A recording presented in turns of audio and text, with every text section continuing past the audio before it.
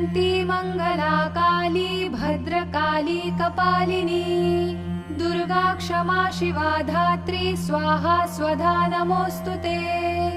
जय त्वं देवि चामुण्डे जय भूतार्तिहारिणी जय सर्वगते देवी कालरात्रि नमोऽस्तु ते। मधुकैटभविद्रावि विधातृवरदे नमः। रूपं देहि जयं देहि यशो देहि द्विषो जहि महिषासुरनिर्णाशि भक्तानां सुखदे नमः। रूपं देहि जयं देहि यशो देहि द्विषो जहि रक्तबीजवधे देवी चण्डमुण्डविनाशिनी रूपं देहि जयं देहि यशो देहि द्विषो जहि शुम्भस्यैव निशुम्भस्य धूम्राक्षस्य